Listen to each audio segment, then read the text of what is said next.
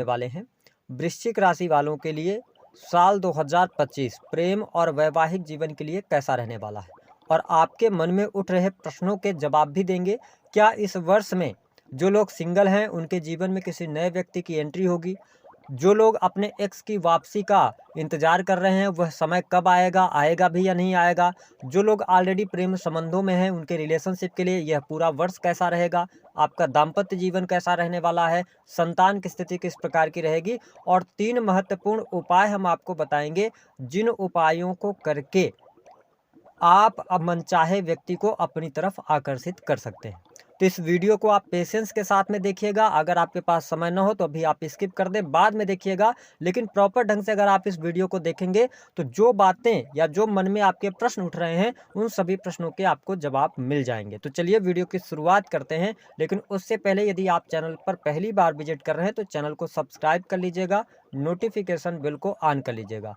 Video पसंद आए तो लाइक और शेयर जरूर कीजिएगा।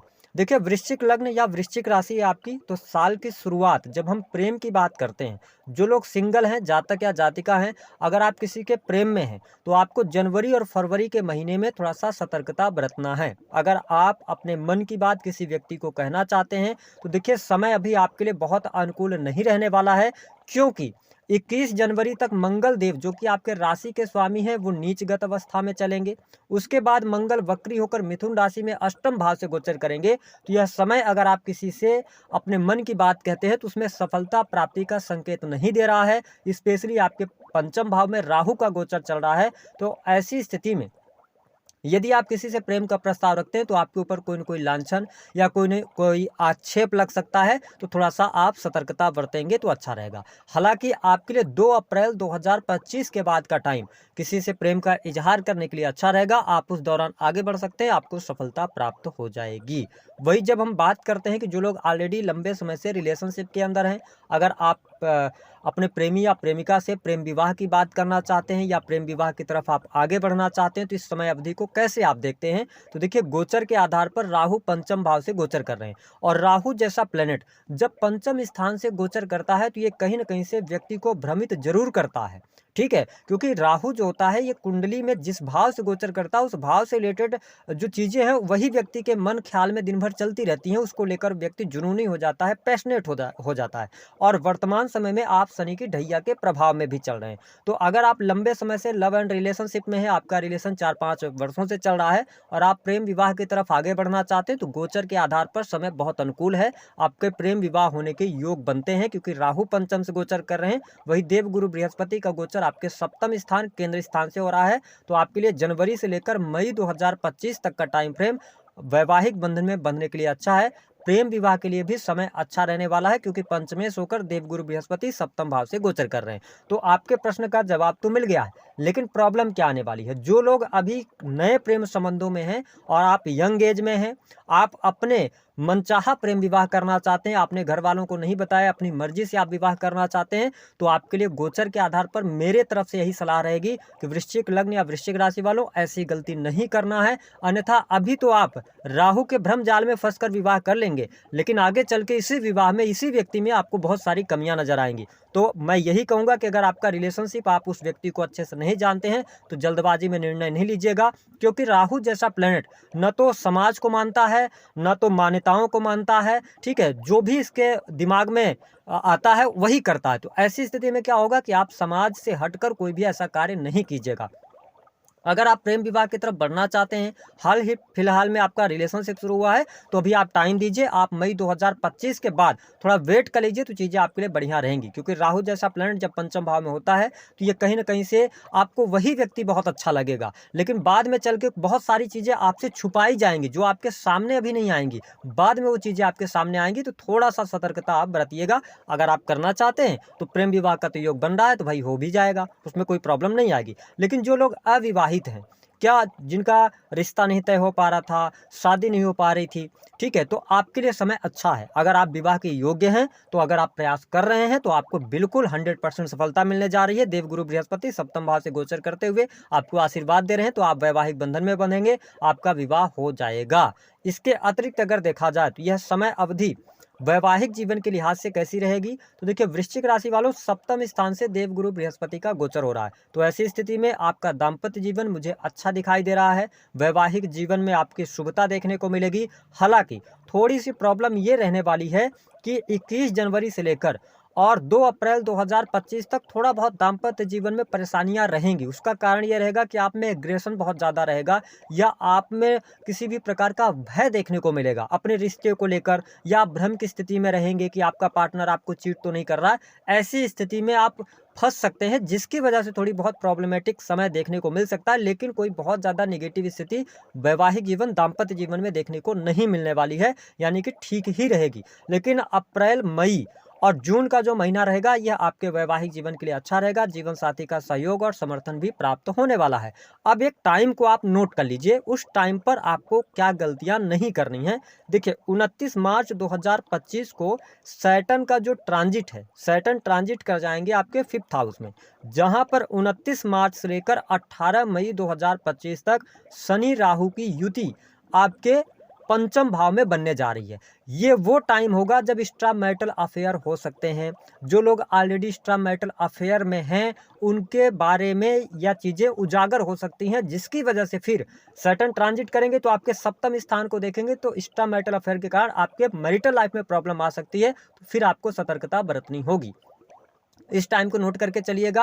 हालांकि उसके बाद अगर देखा जाए तो सैटर्न जब 5th हाउस में आएंगे तो कहीं ना कहीं से दाम्पत्य जीवन को लेकर आपको लॉयल रहना पड़ेगा, और इस पूरे वर्ष में जीवन साथी के हेल्थ को लेकर प्रॉब्लम आ सकती है। अगर आपके जीवन साथी एजेड हैं, 40+ हैं, 45+ हैं, तो थोड़ा सा उनके सेहत को लेकर आप जरूर ध्यान रखिएगा। ओवरऑल तो चीज़ें ठीक दिखाई दे रही हैं। वही संतान की स्थिति को देखा जाए तो जब तक राहु आपके पंचम भाव से गोचर कर रहे हैं, तो मैं बहुत अच्छा समय संतान के दृष्टिकोण से नहीं देख रहा हूँ। पंचम भाव में राहु के होने की वजह से संतान में जिद्दीपन, गुस्सैल संतान आपकी हो सकती है, या आप कोई भी बात कहेंगे तो संतान आपकी बात सुनेगी नहीं। ऐसी स्थिति रहेगी। जो वृश्चिक लग्न या वृश्चिक राशि वाले आप स्वयं हैं, आपकी ही कुंडली है, अगर आप स्वयं वृश्चिक राशि वाले हैं तो थोड़ा सा मेरी तरफ से सलाह रहेगा कि बुजुर्गों का आप सलाह मानिएगा, तो आपके लिए ज़्यादा बेटर टाइम रहेगा। अन्यथा इस वर्ष 2025 में देखिए, करियर में आप बहुत आगे निकल जाएंगे। करियर आपका जो अभी तक दिक्कत चल रही थी, परेशानी चल रही थी, तो उससे आप बाहर निकल जाएंगे।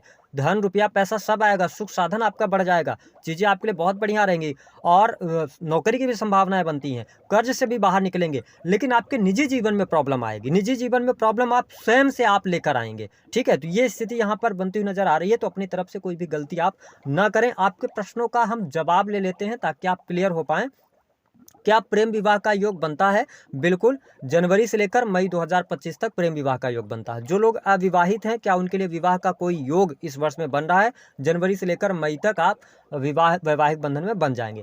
अब कुछ लोगों का ये प्रश्न है कि जो लोग अपने एक्स का इंतजार कर रहे हैं, उनका एक्स जो है वो वापिस आएगा या नहीं आएगा? देखिए, वृश्चिक राशि वालों, आप बहुत ही प्रैक्टिकल इंसान होते हैं, ठीक है। आपको लॉजिक से बात करना पसंद होता है। मैं आपसे सिर्फ ये कहना चाह रहा हूँ, बाकी मैं आपको उपाय भी दे दूंगा।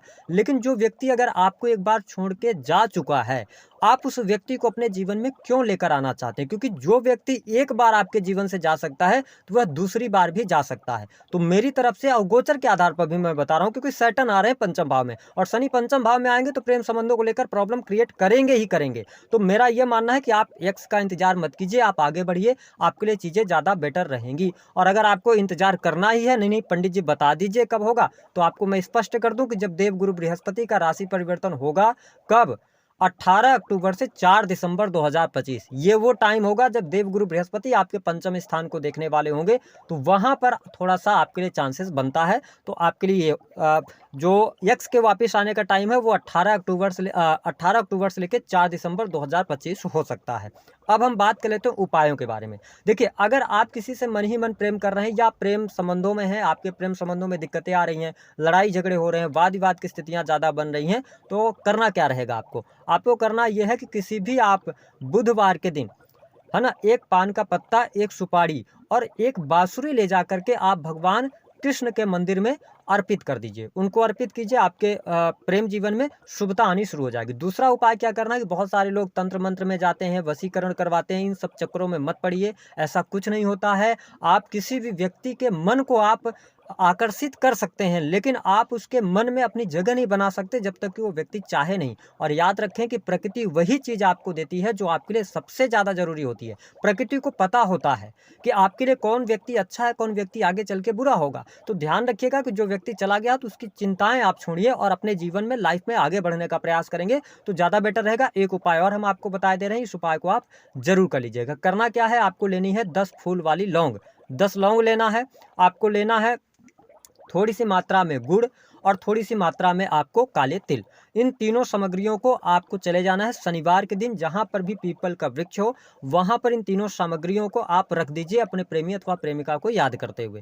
उसके बाद वहां पर 10 मिनट बैठकर उसका चेहरा अपनी आंखों में लेकर आइए, उसको याद कीजिए और वासुदेव भगवान से या इसके अतिरिक्त आप भगवान विष्णु से प्रार्थना करें कि जो व्यक्ति के मन में आप आकर्षित करना चाहते हो, उसके मन में प्रेम जगाना चाहते हो, उसको याद करते हुए भगवान से प्रार्थना करें कि उनके मन में आप बसें और वो आपकी तरफ आकर्षित हों। बस ये उपाय कीजिए। उसके बाद आप वहाँ से पीपल का एक कोई भी छोटा सा या बड़ा सा आप ले लीजिए पत्ता, पत्ते को तोड़कर लाइए घर में, उसको गंगा जल से धुल लीजिए और उस पत्ते में स्वास्तिक बना लीजिए, है ना। स्वास्तिक जो कि शुभ लाभ वाला स्वास्तिक बनता है, उसको आप बना लीजिए एक साइड में पत्ते के, और वहाँ पर ऊपर अपने प्रेमिका का नाम लिख दीजिए, नीचे अपना नाम लिख दीजिए। और उसके बाद फिर पीछे साइड में अपनी प्रेमिका का नाम काले रंग के पेन से लिख सकते हैं या काजल से आप लिखकर, और उसको अपने तकिए के नीचे सदैव रखिए। ऐसा करने से अगर आपके जीवन में ग्रह से संबंधित कोई बाधा आ रही होगी तो वह जरूर दूर होगी, लेकिन अगर वह व्यक्ति आपकी किस्मत में नहीं होगा तो आप करोड़ों रुपए खर्च कर लीजिए, आप उस व्यक्ति का प्रेम नहीं प्राप्त कर सकते। तो दी गई जानकारी पसंद आए तो